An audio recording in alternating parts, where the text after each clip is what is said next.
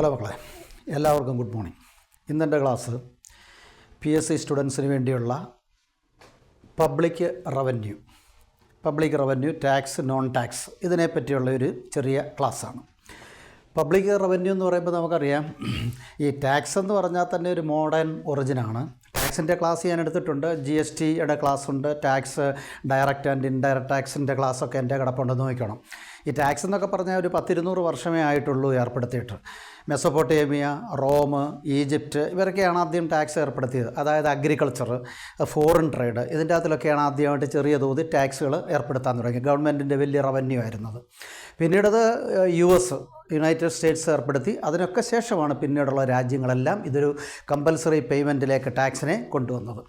അപ്പോൾ അങ്ങനെ ഗവൺമെൻറ്റിൻ്റെ ആക്ടിവിറ്റീസിനും അതുപോലെ ഡെവലപ്മെൻറ്റ് കാര്യങ്ങൾക്കും ഒക്കെയാണ്.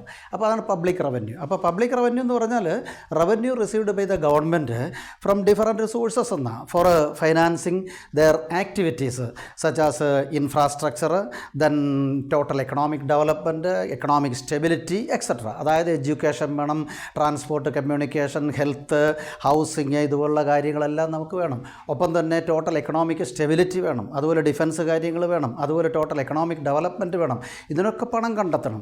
ഇതിൻ്റെ എല്ലാം തരത്തിൽ അല്ലെ ഈ പറയുന്ന ഗവൺമെൻറ് ആക്ടിവിറ്റീസിനെല്ലാം വേണ്ടി ഗവൺമെൻറ്റിന് ഡിഫറൻറ്റ് മേഖലയിൽ നിന്ന് കിട്ടുന്ന വരുമാനത്തെയാണ് നമ്മൾ എന്താ പറയുന്നത്, പബ്ലിക് റവന്യൂ. അപ്പോൾ ഡിഫറൻറ്റ് സോഴ്സിൽ നിന്ന് കിട്ടുന്ന ഗവൺമെൻറ് വരുമാനത്തെയാണ് പബ്ലിക് റവന്യൂ എന്ന് പറയും. ഈ പബ്ലിക് റവന്യൂ എന്ന് പറയുന്നത് പബ്ലിക് ഫിനാൻസിൻ്റെ ഭാഗമാണ്. പബ്ലിക് ഫിനാൻസ് എന്നോ പബ്ലിക് എക്കണോമിക്സ് എന്നോ ഒക്കെ പറയും.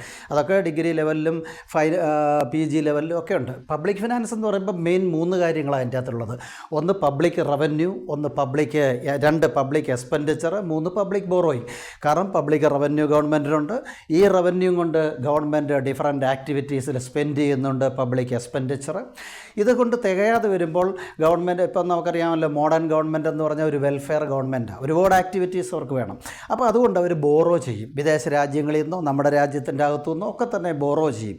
അപ്പോൾ അങ്ങനെയുള്ള പബ്ലിക് ബോറോയിങ് ഇതെല്ലാം കൂടെ ചേർന്നിട്ടുള്ള സെൻട്രൽ ഗവൺമെൻറ്റിൻ്റെ ഒരു നയം, ഫിസ്ക്കൽ പോളിസി എന്നാണ് പറയുന്നത്. ഫിസ്ക്കൽ പോളിസി അത് ഗവൺമെൻറ് ഓരോ വർഷവും അതിൻ്റെ ബഡ്ജറ്റ് അവതരിപ്പിക്കും. ബജറ്റ് എന്ന് പറയും.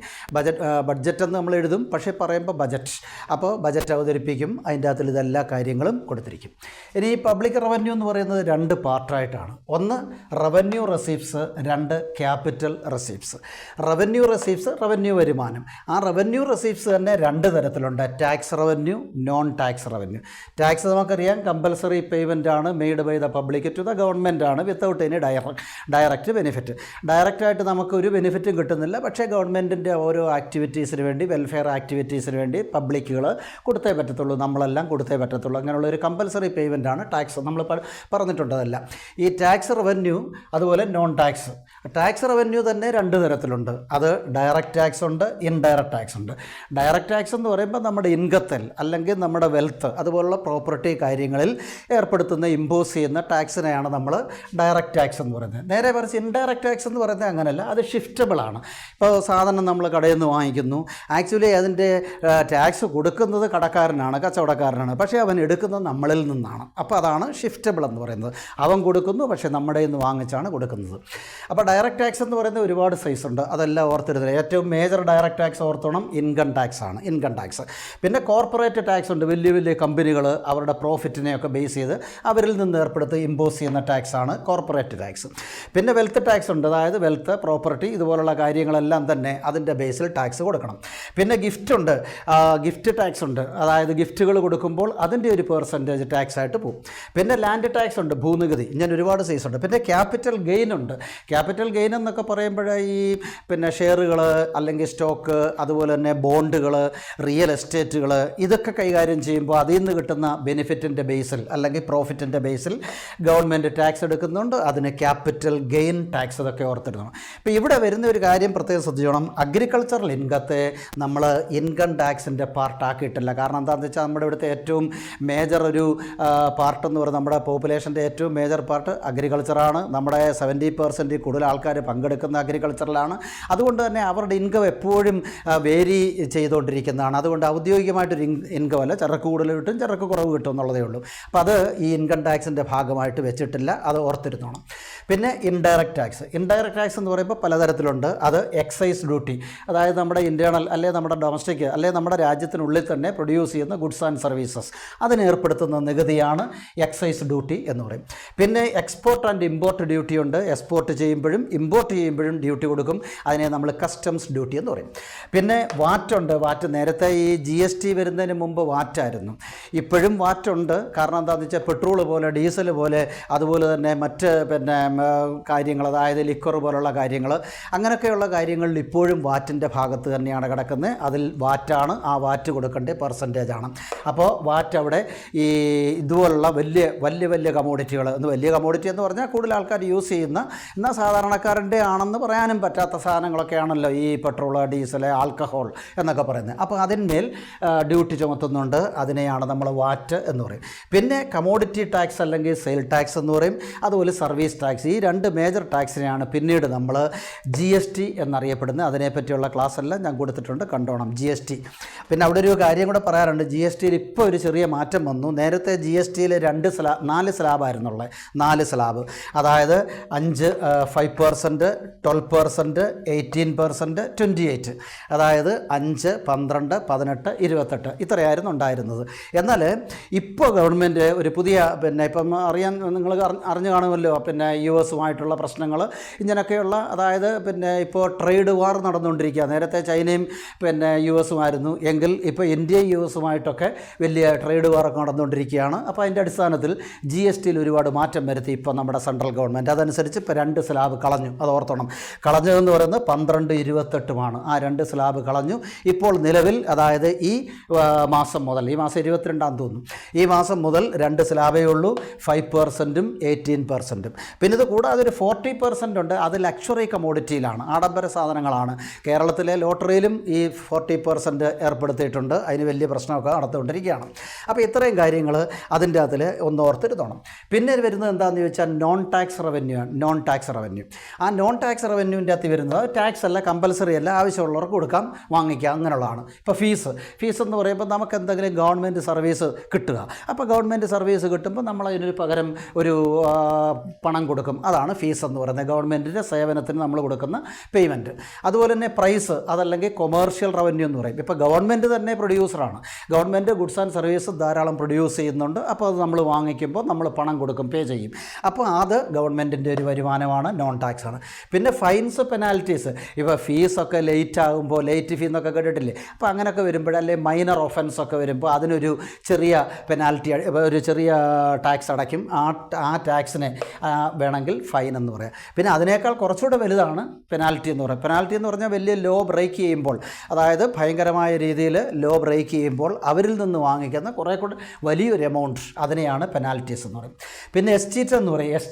എസ്ചീറ്റ് എന്ന് പറഞ്ഞാൽ ഇപ്പോൾ അനന്തരാവകാശികളില്ല, നെക്സ്റ്റ് കെയർ, അനന്തരാവകാശികളില്ലാതെ വരുമ്പോൾ, ആ അനന്തരാവകാശി ഇല്ലാതെ വരുന്ന ഒരു വ്യക്തി, ഒരു പേഴ്സൺ, അയാൾ മരിച്ചു കഴിയുമ്പോൾ ആ സ്വത്ത് അടുത്ത അനന്തരാവകാശി എന്ന് പറഞ്ഞാൽ ബന്ധുക്കളോ വല്ലതും ഉണ്ടെങ്കിൽ കുറച്ച് കൊടുക്കുമെന്നിരിക്കും, അല്ലെങ്കിൽ അത് ഗവൺമെൻറ് ഏറ്റെടുക്കും. അങ്ങനെ അതൊക്കെ വളരെ അപൂർവമായിട്ടുള്ള വരുമാനങ്ങൾ, അതൊന്നും വരുമാനമായിട്ട് കണക്കാക്കണ്ട. അപ്പോൾ അങ്ങനെ വരുന്ന ഉടമസ്ഥർ, മറ്റാരും ഹെയർ ഇല്ലാത്ത, അതായത് അടുത്ത അനന്തരാവകാശികൾ ഇല്ലാതെ വരുന്ന വസ്തുക്കൾ അല്ലെങ്കിൽ സ്വത്തുക്കൾ അത് ഗവൺമെൻറ് ഏറ്റെടുക്കും. അതിനെയാണ് എസ്ചീറ്റ് എന്ന് പറയും.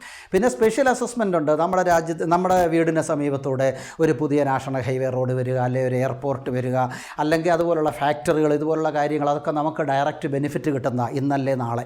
അപ്പോൾ അങ്ങനെ ആ ബെനിഫിറ്റ് നമുക്ക് കിട്ടുമ്പോൾ തീർച്ചയായിട്ടും ആ ബെനിഫിഷ്യറി എന്ന നിലയിൽ നമ്മൾ ഒരു ചെറിയ പേയ്മെൻറ്റ് കൊടുക്കേണ്ടി വരും. അങ്ങനെ നമുക്ക് ബെനിഫിറ്റ് കിട്ടുമ്പോൾ ആ ബെനിഫിറ്റിനെ ആസ്പദമാക്കി കൊടുക്കുന്ന പേയ്മെൻറ്റാണ് സ്പെഷ്യൽ അസസ്മെൻ്റ് എന്ന് പറയും. പിന്നെ ഗിഫ്റ്റ് ആൻഡ് ഗ്രാൻസ് ഉണ്ട്. ഗിഫ്റ്റ് എന്ന് പറഞ്ഞാൽ അറിയാമല്ലോ, ഈ വെള്ളപ്പൊക്കമോ അതല്ലെങ്കിൽ ഡിഫൻസ് കാര്യങ്ങളോ ഒക്കെ വരുമ്പോൾ തീർച്ചയായിട്ടും നമുക്കൊരു പേഴ്സണൽ പേയ്മെൻറ്റ് കൊടുക്കാം. നമുക്ക് ആവശ്യമെങ്കിൽ നമുക്ക് ഗവൺമെൻറ്റിന് സഹായം കൊടുക്കുക. അതാണ് ആ ഗിഫ്റ്റ് എന്ന് പറയുന്നത്. ഗ്രാൻഡ് എന്ന് പറഞ്ഞാൽ ഗവൺമെൻറ് ടു ഗവൺമെൻറ് പേയ്മെൻറ്റ്സ് ആണ്. എന്ന് പറഞ്ഞാൽ central government, state government, local ഗവൺമെൻറ്റിന് ഒക്കെ കൊടുക്കുന്ന വരുമാനങ്ങൾ, അല്ലെങ്കിൽ കൊടുക്കുന്ന ആ പേയ്മെൻറ്റിനെയാണ് ഗ്രാൻസ് എന്ന് പറയും. പിന്നെ ഡിസ്ഇൻവെസ്റ്റ്മെൻ്റ് ഉണ്ട്. ഡിസ്ഇൻവെസ്റ്റ്മെൻറ്റ് എന്ന് പറഞ്ഞാൽ ഓഹരി വിറ്റഴിക്കൽ എന്ന് പറയും. ഇപ്പോൾ നമുക്ക് നമ്മുടെ രാജ്യത്ത് നമ്മുടെ ഗവൺമെൻറ്റിൻ്റെ ഓഹരികൾ അവരുടെ പബ്ലിക് സെക്ടറിലുള്ള ഓഹരികൾ പ്രൈവറ്റ് സെക്ടറിന് കൊടുക്കും, അതുപോലെ തന്നെ പ്രൈവറ്റ് പേഴ്സൺസിന് കൊടുക്കും, അല്ലെങ്കിൽ ഇൻഡിവിജ്വൽസിന് കൊടുക്കും. അപ്പോൾ അങ്ങനെയൊക്കെ കൊടുക്കുമ്പോൾ അവർക്കതൊരു ഗുണവുമാണ്, ഗവൺമെൻറ്റിന് നേട്ടവുമാണ്. കാരണം പ്രൈവറ്റുകാരെയൊക്കെ ഹെൽപ്പ് ചെയ്യാനുള്ള ഒരു രീതിയാണ്, ഒപ്പം തന്നെ ഗവൺമെൻറ്റിന് അതുകൊണ്ട് നേട്ടവും കിട്ടുന്നുണ്ട്. അതാണ് ഡിസ്ഇൻവെസ്റ്റ്മെൻറ്റ് എന്ന് പറയും. ഇത്രയും കാര്യങ്ങളാണ് നോൺ ടാക്സ് റവന്യൂ. ഇനി നമുക്ക് പബ്ലിക് റവന്യൂവിൻ്റെ രണ്ടാം ഭാഗമാണ് ക്യാപിറ്റൽ റിസീപ്റ്റ്സ്. ക്യാപിറ്റൽ റിസീപ്റ്റ്സ് എന്ന് പറഞ്ഞാൽ ഞാൻ പറഞ്ഞല്ലോ, നമ്മുടെ റവന്യൂ കൊണ്ട് മാത്രം ഗവൺമെൻറ് നിലനിൽക്കാൻ പറ്റത്തില്ല. അപ്പോൾ നമുക്ക് ബോറോയിങ് നടത്തും. അത് ഇൻറ്റേർണൽ ബോറോയിങ് ഉണ്ട്, ഇൻറ്റേർണൽ ബോറോയിങ് എന്ന് പറയുമ്പോൾ നമുക്ക് റിസർവ് ബാങ്ക്, കൊമേഴ്ഷ്യൽ ബാങ്ക്, അപ്പോൾ അതുപോലെ പിന്നെ ഫൈനാൻഷ്യൽ ഇൻസ്റ്റിറ്റ്യൂഷനിൽ നിന്ന് വായ്പ എടുക്കുന്നതാണ് ഇൻറ്റേർണൽ.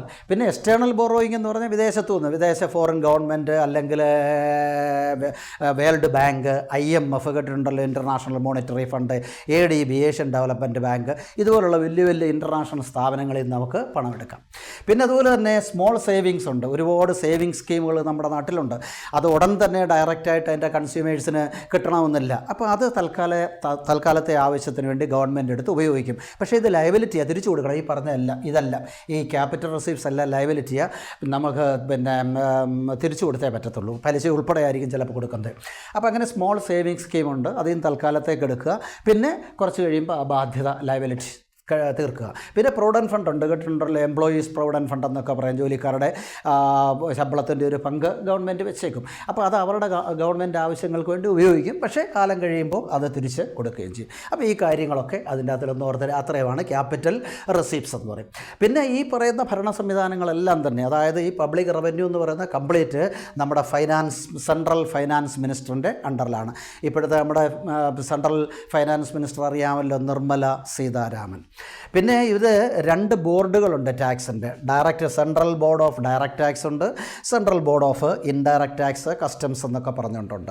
ഇതിനെല്ലാം തന്നെ ഓരോ ചെയർമാന്മാരും ഉണ്ട്. പിന്നെ ഓർത്തിരിക്കേണ്ട ഒരു കാര്യം, collection and administration of tax or public revenue is under IRS office.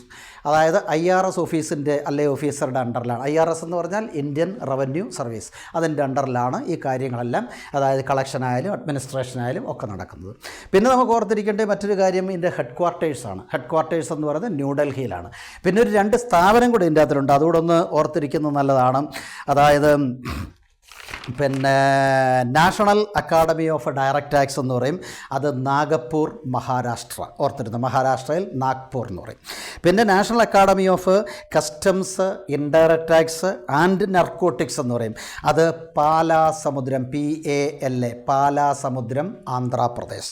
ഇത്രയും കാര്യങ്ങൾ നമ്മൾ പബ്ലിക് റവന്യൂവിനെ പറ്റി ഓർത്തിരിക്കണം. കാര്യങ്ങളെല്ലാം തന്നെ ഏകദേശം എല്ലാ കാര്യങ്ങളും നിങ്ങൾക്ക് മനസ്സിലായി എന്ന് കരുതുന്നു. ഓക്കെ.